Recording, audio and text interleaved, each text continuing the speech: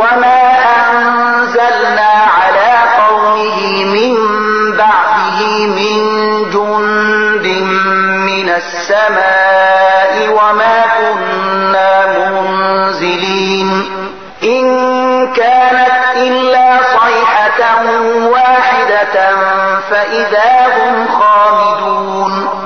لهغه وروسته د هغه پر قوم مونږ له اسمانه کوم لښکر راکوز نه کړ. د لښکر لیږو ته زمونږ څه اړتیا نه وه، فقط یوه چیغه وشوه او په ناڅاپي ډول هغوی ټول مړه یخ کرخ ولوېدل. يا حسرة على العباد ما يأتيهم من رسول إلا كانوا به يستهزئون. افسوس د بندگانو په حال باندې هغو ته چې هر پیغمبر راغی په هغه پورې ملنډې مسخرې وکړي. ألم يروا كم أهلكنا قبلهم من القرون أنهم إليهم لا يرجعون.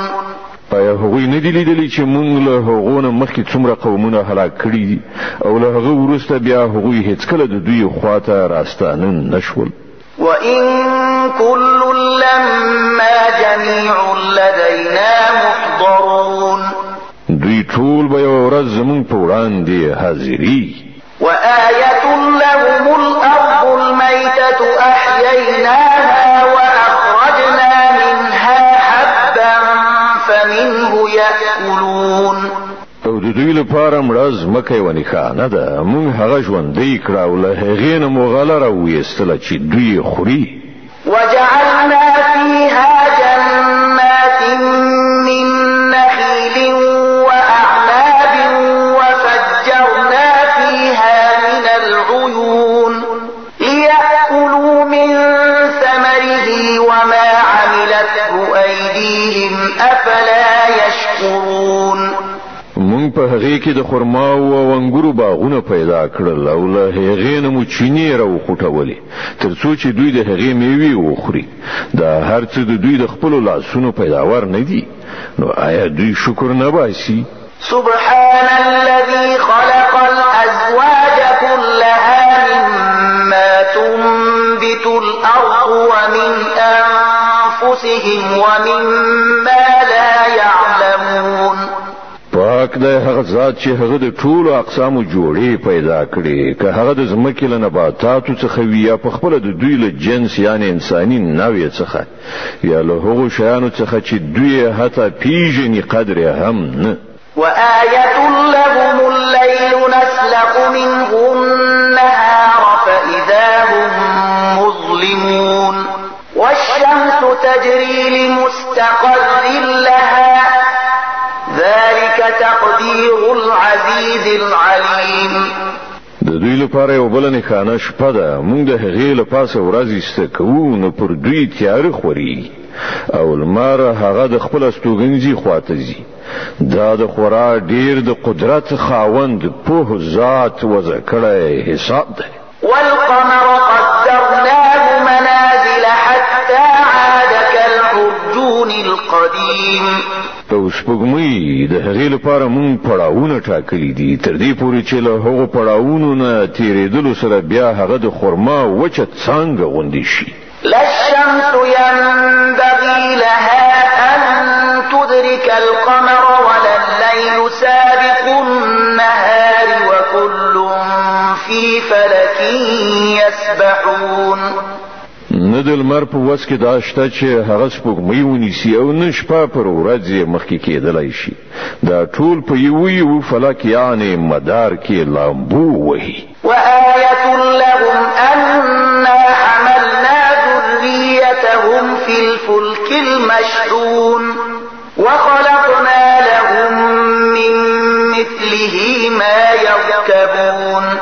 د دوی لپاره دا هم یوه نښانه ده چې موږ د دوی زوزات په ډکه شوې کښتۍ کې سپاره کړل او بیا مو د دوی لپاره هماغسې کښتۍ نورې پیدا کړې چې دوی پکې سپریږي. وإن نشأ نغرقهم فلا صريخ لهم ولا هم ينقذون إلا رحمة منا ومتاعا إلى حين. که موږ وغواړو نو دوی به غرق کړو، هیڅ څوک به د دوی فریاد اوریدونکی نه وي او دوی ته به په هیڅ ډول نجات ورنکړ شي. فقط همدا زموږ رحمت دی چې دوی ژغوري او تر یوې ټاکلې مودې پورې له ژوند نه د ګټې اخیستلو فرصت ورکوي. وَإِذَا قِيلَ لَهُمُ اتَّقُوا مَا بَيْنَ أَيْدِيكُمْ وَمَا خَلْفَكُمْ لَعَلَّكُمْ تُرْحَمُونَ. دوی ته چې کله ویل کېږي چې له هغه عاقبت نه ځان وژغورئ چې ستاسې مخې ته راځي او ستاسې تر شا تېر شوی دی، شاید پر تاسې رحم وکړای شي، نو دوی ځان ناګاه اچوي. وَمَا تَأْتِيهِم مِّنْ آيَةٍ مِّنْ آيَاتِ رَبِّهِمْ إِلَّا كَانُوا عَنْهَا مُعْرِضِينَ.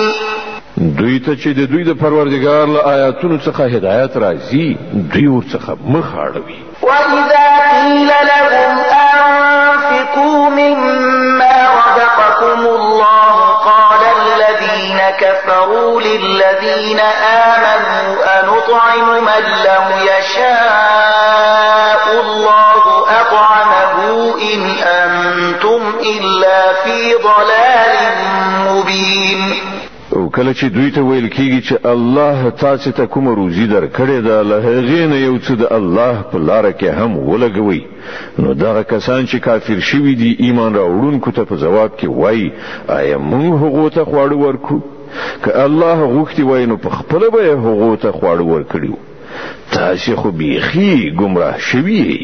وَيَقُولُونَ مَتَى هَذَا الْوَعْدُ إِن كُنتُمْ صَادِقِينَ. دوی وایي چې دغه د قیامت اخطار به کله ترسره شي، وښیئ که تاسې رښتیني یئ. مَا يَنظُرُونَ إِلَّا صَيْحَةً وَاحِدَةً تَأْخُذُهُمْ وَهُمْ يَخِصِّمُونَ.